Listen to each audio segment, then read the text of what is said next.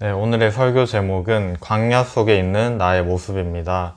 여러분들 지난주에 우리가 이스라엘 백성들이 앞에는 홍해바다가 있고 뒤에는 애굽의 군대들이 쫓아오는 그러한 진퇴양난의 순간 속에서 이스라엘 백성들이 모세를 향해서 원망하고 불평할 때 모세는 하나님께 기도하면서 놀라운 기적을 일으켜 주시는 하나님을 바라보았습니다. 그렇게 해서 이제 하나님께서는 모세의 기도를 들으시고 그 홍해 바다를 이제 가르셔서 이스라엘 백성들이 안전하게 그 바다를 건널 수 있도록 하셨고, 또 뒤쫓아오는 애굽의 모든 군대들은 바닷속에 수장되도록 하나님께서 그렇게 하셨습니다. 그래서 이스라엘 백성들은 홍해 바다를 무사히 건너게 되고, 또 그들은 애굽의 모든 군대가 바닷속에 이렇게 수장된 것을 목격하고는 하나님께 찬양하면서 그분께 영광을 돌려드렸습니다. 그리고 마침내 이제 이스라엘 백성들은 본격적으로 광야 생활이 시작이 됩니다. 우리가 지난주에 말씀을 들었듯이 하나님께서는 이렇게 바로 이스라엘 백성들이 가나안 땅으로 들어가지 않게 하시고 그들이 훈련받고 연단받기 위해서 광야에서의 시간을 보내도록 하십니다. 즉, 그래서 오늘은 우리에게 있어서 그렇다면 광야는 무엇이고 어떤 의미를 가지며 도대체 이 광야라는 것이 우리에게 왜 필요한 것인지에 대해서 오늘 알아볼 수 있도록 하겠습니다. 여러분, 그렇다면 광야 하면은 여러분들은 어떤 것이 가장 먼저 떠오르나요? 일반적으로 이제 크리스천들이 광야를 생각할 때 가장 먼저 떠오르는 것이 이 고난과 어려움일 것입니다. 광야 하면은 막 힘든 게 생각이 나잖아요. 그래서 성경에서 말하는 것이 이 광야는 정말 우리에게 있어서 힘들고 어렵고 또 고난과 고통이 뒤따르는 것이라고 이렇게 우리가 알고들 있는데, 그래서 우리 주위에서 이것을 쉽게 비유할 수 있는 것이 바로 이 학교와 군대 훈련소와 같은 것들입니다. 그렇다면 여러분, 이러한 학교와 또 군대 훈련소의 특징이라고 할 수 있는 것을 한번 알아보도록 할 텐데, 첫 번째로는 이제 바로 공동체 생활을 하는 것이죠. 누군가와 함께 더불어 살아가야 되고 우리가 공동체 생활을 반드시 해야만 하는데, 이러한 이제 공동체 생활, 즉 학교와 또 군대에서 이 훈련소를 통해서 우리는 그 사회성을 기를 수 있고 또 만남과 교제를 가질 수가 있습니다.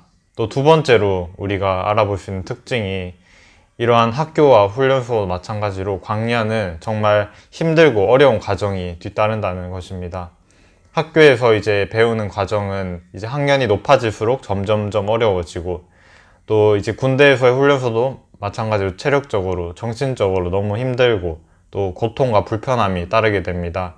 그렇지만 마지막 세 번째로, 이러한 모든 과정을 다 거쳤을 때, 즉 학교에서 우리가 졸업을 하고 또 군대에서 우리가 훈련소를 수료하고 또 이제 전역을 했을 때 우리는 이전보다 더 많은 지식이 생기고 더 많은 경험이 쌓이고 또 군대를 나오게 되면 체력적으로나 정신적으로나 더 성숙해져서 나오는 이러한 더 강해진 상태가 될 수 있는데, 바로 이것이 광야라는 것입니다. 그래서 하나님께서는 이렇듯 광야 생활을 통해서 이스라엘 백성들이 공동체 생활을 통해서 하나가 되기를 원하셨고, 또 하나님과 함께 만나는 이 광야에서의 삶을 통해서 그들이 믿음으로 더욱 성장하고 또 영적으로 하나님과 더 가까워지기를 원하셨습니다. 그래서 하나님께서는 이 광야 생활 가운데 이스라엘 백성들을 낮에는 구름 기둥과 밤에는 불 기둥으로 그들을 지켜주셨고, 또 그들이 광야에서 굶어 주지 않도록 아침에는 만나를 내려주시고 저녁에는 이 메추라기를 보내주셔서 그들이 날마다 끼니를 거르지 않고 배불리 먹을 수 있도록 그렇게 하셨습니다. 그리고 또 이 마실 물이 없으니까 마라의 쓴물을 단물로도 변하게 해주시면서 그들의 배고픔이나 그들의 갈증, 또 그들이 원하는 것들 하나님께서 이렇게 다 광야 속에서 하나님께서 충족시켜 주셨습니다. 이렇게 하나님의 놀라운 기적과 은혜를 경험한 이스라엘 백성들은 오늘 본문의 말씀에 나오듯이 여전히 불평하고 원망하는 그러한 모습을 보게 됩니다. 우리가 출애굽기 17장 2절에서 3절을 보게 되면은 이 백성이 모세와 다투는 내용이 나오는데, 이 백성들이 물이 없으니까 우리에게 물을 주어 마시게 하라 해서 이제 모세가 너희가 어찌하여 나와 다투려고 하느냐? 너희가 어찌하여 여호와를 시험하느냐? 라고 이제 얘기를 했는데, 거기서 이제 백성들이 지금 당장 목이 마르니까 지금 당장 우리에게 물을 내놔라 라고 하면서 모세에게 이렇게 원망하면서, 우리를 왜 애굽에서 인도해 내서 우리와 우리 자녀와 또 우리 가축이 목말라 죽게 하느냐, 이렇게 또 말했다는 것입니다.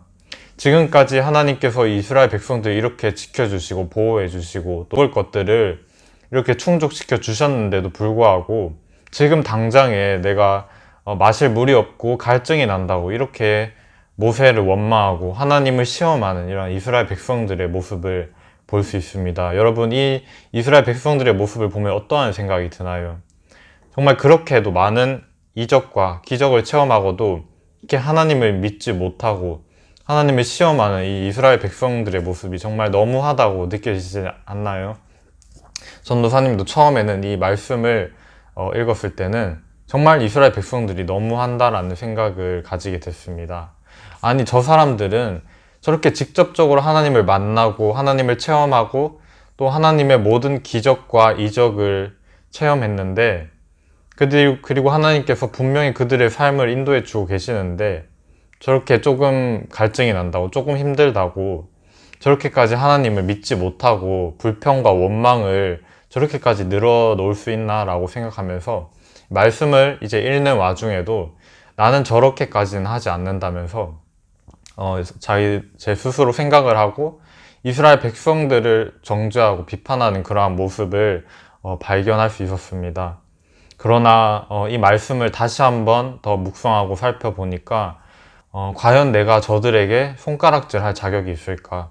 나는 지금 내가 처한 상황 속에서 어려운 일이 생기거나 혹은 문제가 생겼을 때 혹은 내 기분이 몹시 좋지 않은 일이 생긴다면은 나는 그때 하나님을 온전히 바라보았는가? 아니면 이스라엘 백성들과 마찬가지로 내 주변 환경에 대해서 왜 이러냐고 불평을 하진 않았는가? 이렇게 돌이켜보니까 정말 내 자신의 모습이 이스라엘 백성들이 했던 모습과 정말 별반 다를 게 없다라는 사실을 깨달았습니다. 그렇다면 지금 여러분들의 삶은 어떠한가요? 지금 우리의 삶이 이 코로나19 사태로 인해 완전히 뒤바뀌게 되었죠. 올해 초에 이렇게 생겨난 코로나로 인해 우리는 지금까지도 마스크 없이는 밖으로 외출할 수가 없고, 또 학교로 가는 것이나 교회에 나와서 예배를 드리는 것이나 밖에서 친구를 만나거나 혹은 작은 외출을 함에 있어서도 완전히 우리가 자유롭지 못한 그러한 상황입니다.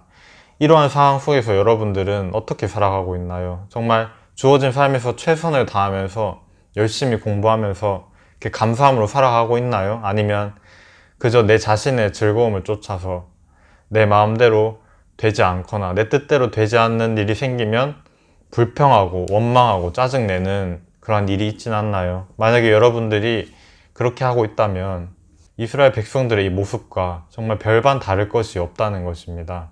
여러분들이 이스라엘 백성들과 같이 실제로 광야에서 살아가고 있지 않고 지금 나에게 엄청난 고난이나 또 어려움이 없다고 해서 지금 나에게 광야의 삶이 찾아오지 않은 것이 아닙니다. 지금 우리가 살아가는 이 순간순간이 바로 광야의 삶이라는 것입니다. 그 가운데서 하나님은 우리에게 만나도 주시고 메추라기도 내려주시고 또 우리가 보이지 않게 불기둥과 구름기둥으로 우리를 안전하게 또 지켜주시고 또 때에 따라서 우리의 기도를 응답하시고 시원한 반석에서 물을 내려주시는 것처럼 우리에게 그러한 하나님의 자비와 은혜가 우리의 삶 가운데 지금도 가득히 넘치고 있습니다. 그런데 우리는 이스라엘 백성들처럼 지금 당장 내 목이 조금 마르다고, 지금 당장 내가 배고프다고, 지금 당장 내 원하는 문제와 또 내가 원하는 것들이 해결되지 않고 이 갈증이 해소되지 않는다고 하나님 앞에서 불평하고 원망하고 짜증낼 때가 우린 얼마나 많습니까? 하나님은 그러한 우리의 연약함을 너무나도 잘 아시기에 끊임없이 이제 우리에게 말씀하시고 하나님 자신을 온전히 믿고 따를 것을 그렇게 간곡하고 계십니다. 그래서 여러분들 이제는 상황에 따라 이렇게 바뀌는 것이 아니라 하나님이 나와 함께 하시고 이 광야와도 같은 삶에서 하나님이 나를 이끌어 주시고 나와 함께 하신다는 그 사실 하나만으로도 여러분들이 기뻐하고 감사할 수 있기를 바랍니다. 성경에서 말한 이 마지막 때의 징조들이 지금 우리나라 뿐만이 아니라 우리 전 세계 곳곳에서 일어나고 있는 것을 우리가 볼 수 있게 됩니다. 이러한 지진과 기근, 또 전염병과 여러 가지 재앙들, 또 메뚜기 떼 등장이나 또 알 수 없는 이런 질병의 발병 등, 또 전쟁의 위협들, 이런 것들을 보면은 정말 이제 세상의 끝이 가까워졌다는 사실을 우리가 이제는 느낄 수가 있습니다. 그렇다면 이러한 때 우리는 어떻게 살아가야 할까요? 성경에서는 이 신랑을 맞이하는 신부의 자세로 예수님을 기다릴 것을 이야기합니다. 그렇다면 여러분들이 예수님을 이라는 신랑을 기다리는 신부로서 이 세상 속의 즐거움에 빠져서 게임에 빠져 있고 세상 속에 빠져 있으면 어떻게 될까요? 그것은 신랑을 두고 다른 남자와 바람을 피는, 즉 영적인 간음을 하는 것과 마찬가지라고 말씀하고 있습니다. 물론 우리의 삶의 이러한 마음과 중심을 마치 신랑을 기다리는 신부처럼 나의 몸과 마음을 단정하게 하고 예수님께서 다시 오실 때까지 말씀과 기도로 기다리는 자들이 되어야 한다는 것입니다. 그래서 오늘 본문 말씀으로 다시 돌아가서 보면 이렇게 불평하고 원망하는 백성들에게 하나님께서는 한 번 더 이렇게 참아주시고 또 기다려주시면서 반석에서 물이 나와 그들의 갈증과 그들의 목마름을 모두 해소시켜 주셨습니다. 이렇게 하나님께서는 사랑이 많으셔서 한 번 더 참아주시고 용서와 자비로 그들을 다시 일으켜 세워주셨지만 이후에도 이스라엘 백성들이 여전히 자신들이 힘들 때마다, 자신들이 배고프고 갈증이 날 때마다 이렇게 불평하고 원망하는 모습을 계속해서 보이게 됩니다. 그래서 그들은 결국 그 결과가 어떻게 됐습니까? 가나안 땅에 들어가지 못하고, 그 가나안 땅에 들어간 것은 바로 그들의 후손인 2세대들이 들어가게 됐습니다. 이러한 상황 속에서도 그러나 믿음을 지키고 하나님을 끝까지 의지했던 이 여호수아와 갈렙만이 이 가나안 땅에 들어간 것을 여러분들이 꼭 기억할 수 있기를 바랍니다. 광야와도 같은 이러한 삶에서 이스라엘 백성들처럼 끊임없이 내 목마름과 갈증을 해소시키기 위해서 불평과 불만을 늘어놓을지, 아니면 여호수아와 갈렙처럼 이렇게 감사함으로 하나님을 믿고 따를 것인지는 온전히 여러분들의 선택과 여러분들의 생각과 마음먹기에 달려 있습니다.